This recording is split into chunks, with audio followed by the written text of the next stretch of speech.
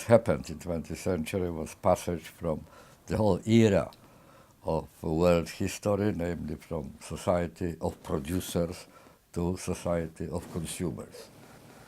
On the other hand, you had the processes of fragmentation of human life. When I was young, it was ages ago, we were impressed by Jean-Paul Sartre, who told us that we need to create projet de la vie, project for life, and once we selected the project for life, we have to go step by step, consistently from one year to another, closer to this ideal. Now, tell that to the present-day youth, and they will laugh at you, really.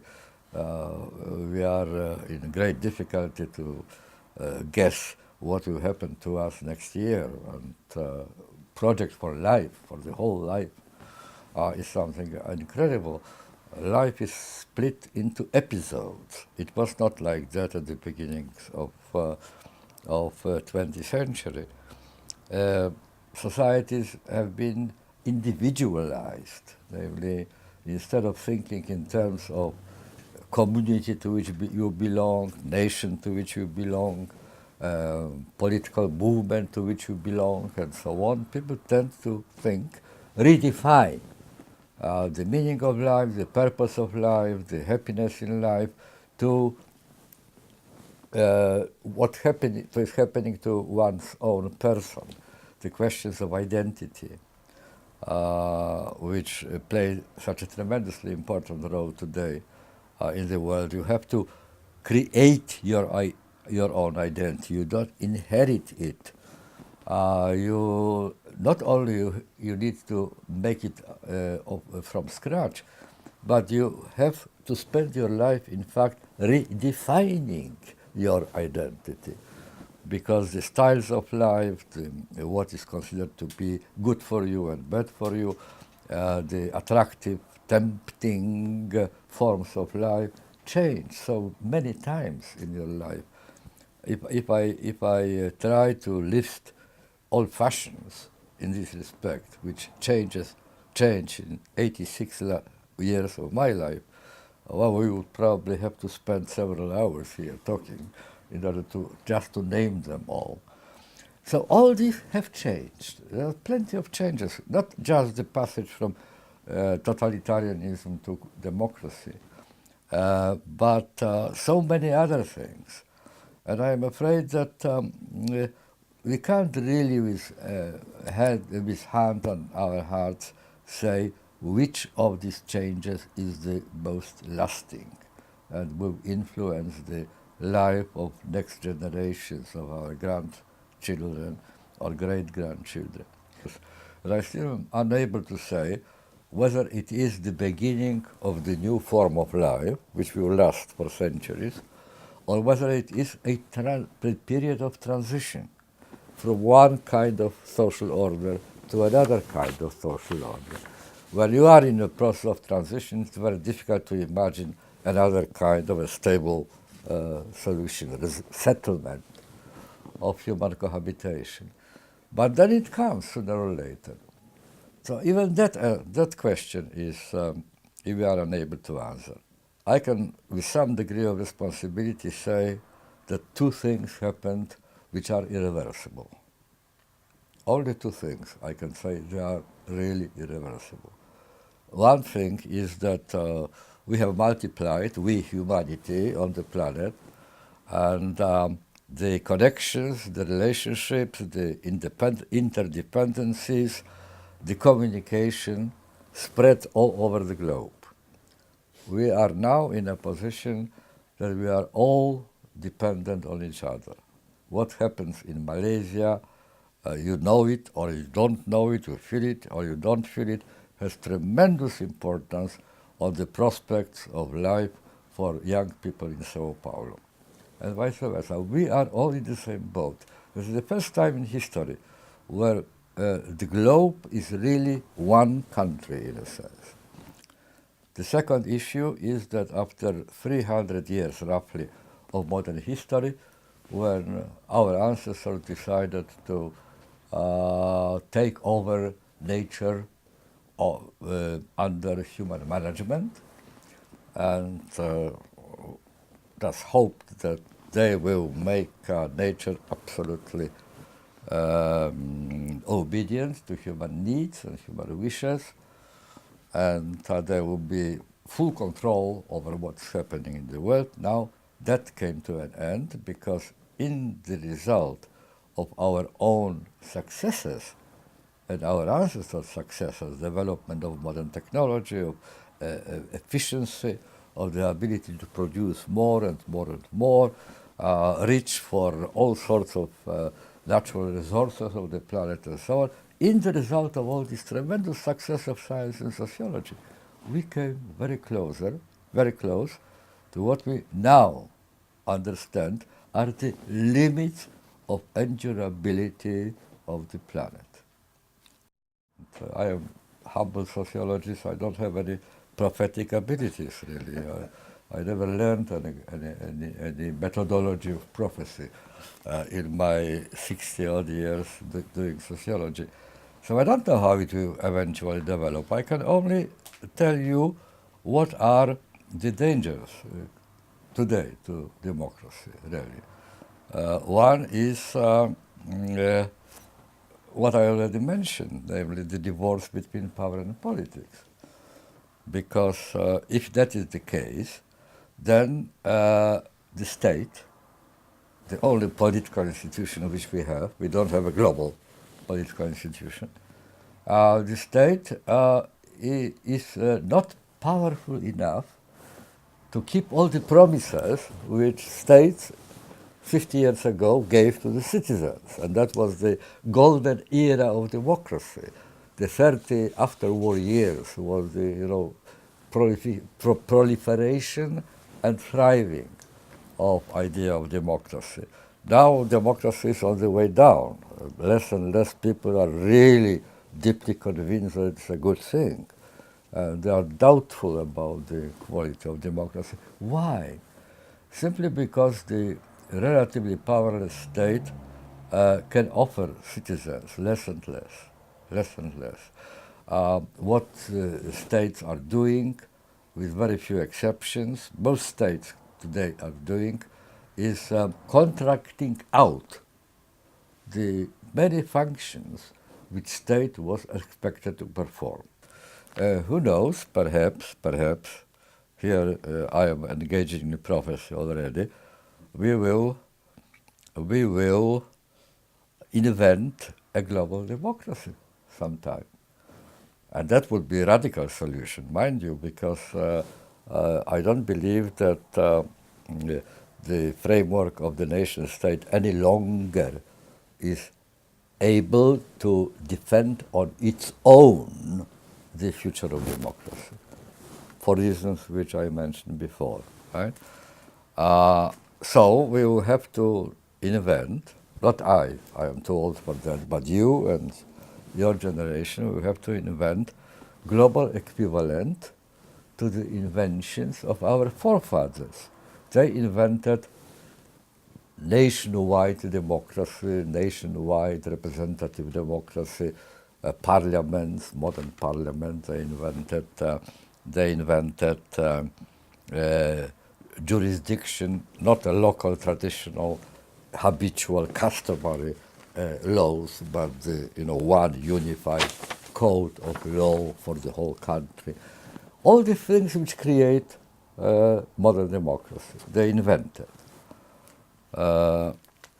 If Aristotle was invited to building of any of the contemporary parliaments, Aristotle, who first used the concept of democracy and described it, right? He would probably enjoy what he sees because people quarrel, they represent different views, they argue, then they vote, they come to some agreement. He would like it. But then if someone told him that that is democracy, he would laugh, because democracy he described in ancient Athens was just people coming to the marketplace, and fighting each other and coming to some resolution. Which means that democracy is a notion which acquires over time in history different forms and different instruments, different strategies. So I can, of one thing, be sure that if you really invent global equivalent to nation-state democracy, then it will be a democracy, okay, but it won't be the institutions of democracy which we know, only bigger. It will be not similar to these institutions, because these institutions, which we now call democratic, were created, were adjusted to the needs of a nation-state. And then Castoriadis goes and says that autonomous individual and autonomous community, polity, can only exist together. One needs another, right? You can't be individual in a tyrannical society, in a totalitarian society. You are not really individual. It must be a cooperation of the two autonomies with each other. Was very beautiful, but the danger came from unexpected side. When Castoriadis wrote these words, he wrote them against totalitarianism up there.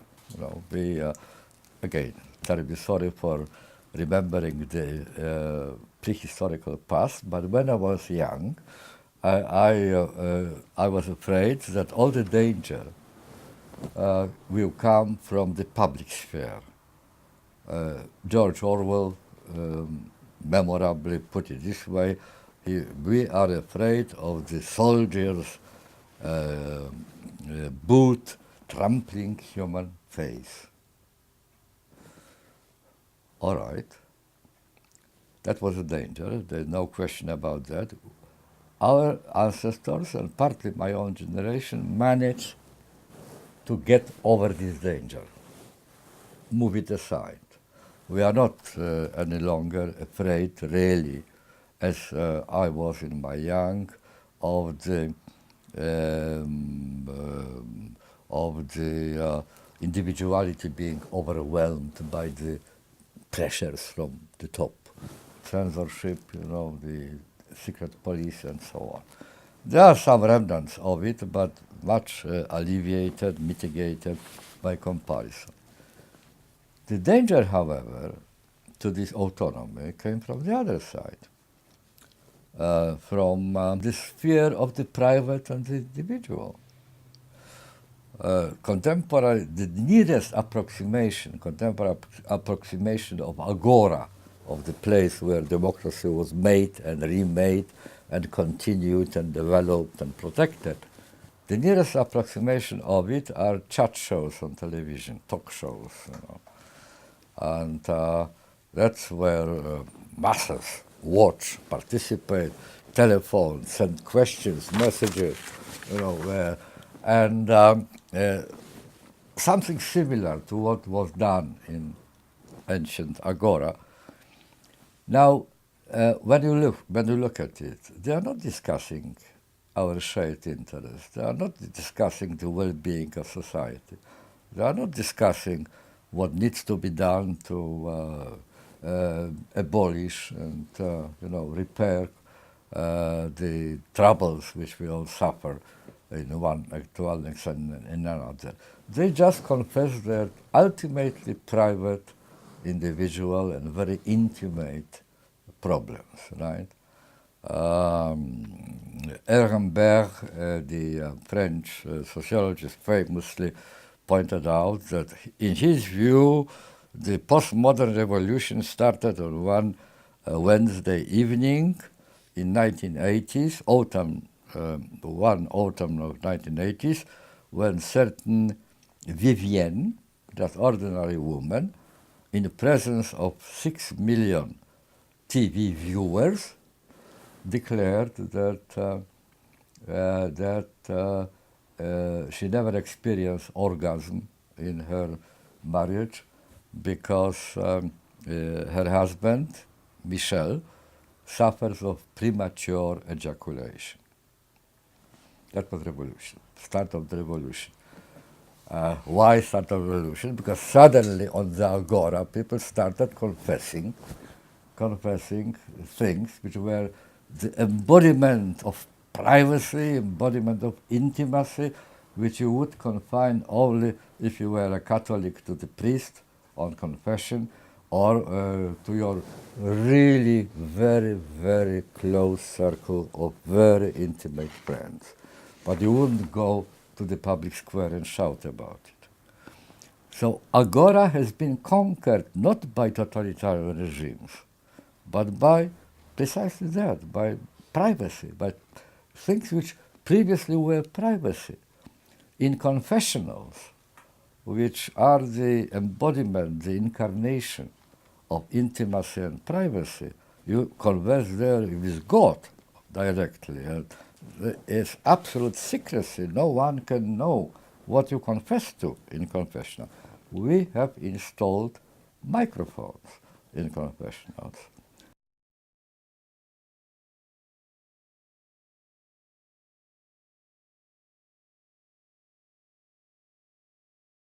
One addict of Facebook confided in me, not confided, he actually boasted to me that he made 500 friends in one day.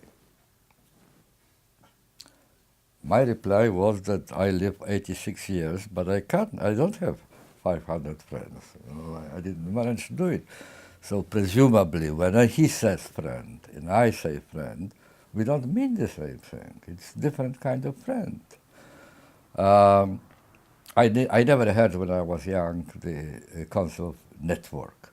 I heard about human bonds, I heard about communities, this sort of thing, but not network. What is the difference between community and network? Community precedes you. You are born into a community. On the other hand, we have network. What is network? Unlike community, network is made and maintained, kept alive by two different activities. One is connecting, and the other is disconnecting. And I think that the attractiveness of the new type of friendship, Facebook type of friendship, I call it, is precisely in that. That it is so easy to disconnect. It is easy to connect, to make friends, but the greatest attraction is the facility of disconnecting. Just imagine if you have not online friendship, not online connection, not online sharing, but offline connection, real connection, face to face, body to body, eye to eye. Then breaking relationship is always a very traumatic event. You have to find excuses, you have to explain, you have to lie very often, and even then you don't feel safe because the partner would say, well, you have no right, you are swine, you are pig, you are whatever, awful man, and so on. It's difficult, but on internet it's so easy, you just press delete and that's it. Instead of 500 friends, you have 499, but it is only a temporary irritant because tomorrow you will have another 500. That undermines human bonds. Human bonds are a mixture of blessing and a curse.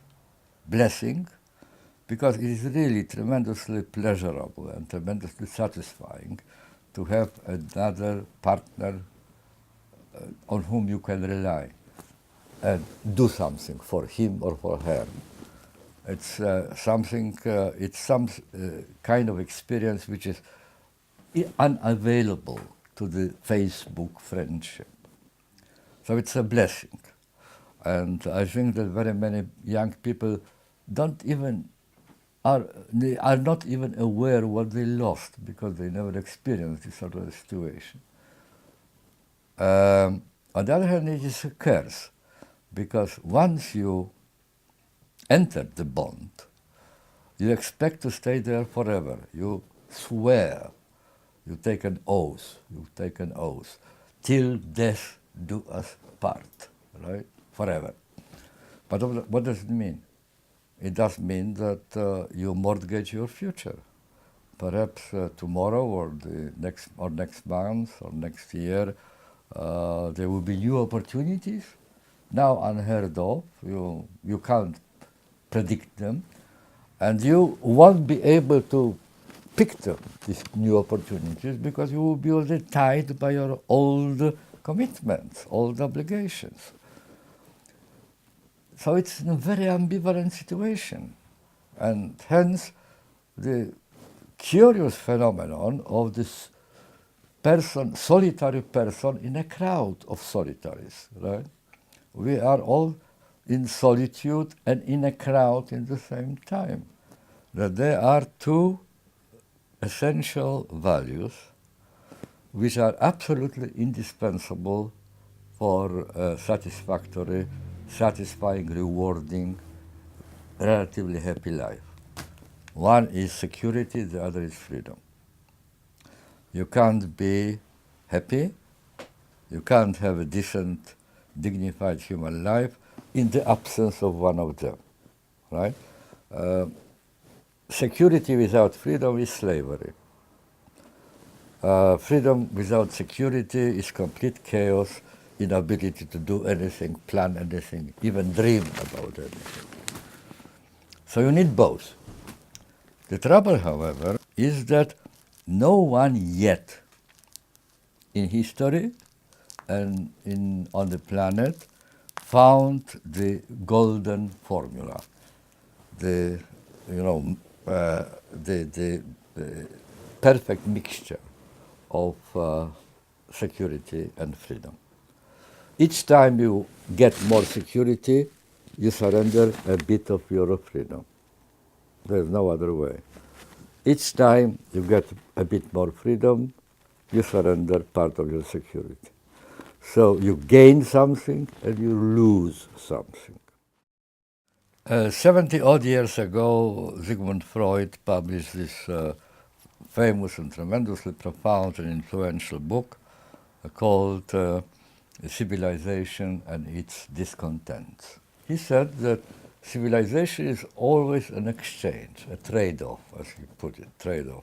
You give something of one value in order to get something of the other value. And he said, he wrote it in 1920s, and at that time he said that our problem, their problem of the old generation, was that they surrendered too much freedom for the sake of security. My deep conviction is that if Freud was giving this interview with me at the moment, he would probably repeat that every civilization is an exchange, a trade-off. But his diagnosis will be exactly opposite, that our troubles come today from the fact that we have surrendered too much of our security for the sake of more freedom. That's a dilemma. I think that I sense already some prodromal signs that the pendulum is beginning to move back towards more security. Social state comes again into public favors. People dream about it, They want stronger powers and more stability, a little bit more stability. It's very beginning. I'm not saying that we are already on the way, but there are signs that is happening. So my conclusions are twofold. One, we will never find the perfect solution of the dilemma between security and freedom. There always will be too much of one and too little of the other, right? And the second, that we will never stop looking for such a golden mean. That I don't believe that there is one way of being happy. There are many ways of being happy. There are two, in this little book about art of life, I wrote that there are two factors, independent factors, relatively independent factors, which shape up human life One is fate. Fate is the short name for all things on which we have no influence, which happen to us, but they are not of our doing. That's fate. And the other is character. And character is a very individual thing. You can work on your character if you want. You can change it, you can improve it. It is under your control to a very great extent. The division of labor between fate and character is such that the fate sets the range of options which are realistic to you. On that you have no influence. If you were born 20 years earlier than you were, your range of options will be different. If you were born 20 years later, again it will be different. If you were born in this suburb, affluent suburb, you have one range of options. If you are born in a ghetto, it's completely different range of options. But there is always a range of options which is provided by fate. But the choices between these options are made by character. And because characters are very many and very different, you can't give one recipe for happiness. I know that there are counselors now who earn quite a lot of money by pretending that they have recipes for happiness. Don't believe them. They are, they are hoodwinking you. I would never dare to give such an advice. Well, I am not comparing myself with Socrates, but very many philosophers, contemporary philosophers, consider life of Socrates, his personality, which he constructed, as the most perfect, relatively perfect, which you can imagine. But what does it mean? Does it mean that if Socrates' kind of life, which he selected, is the perfect solution for Socrates anyway, does it mean that we all should imitate Socrates and try to be like him? No. The answer is on the contrary, because precisely Socrates considered a secret of his happiness in that he, on his own, by his own will, created the form of life which he lived. People who imitate somebody else's form of life, somebody else's model of happiness, are not like Socrates. On the contrary, they betray his recipe. They betray his recipe because his recipe precisely. Well, you can translate it in a simple term, saying that for every human being there is a perfect world made especially for him or for her.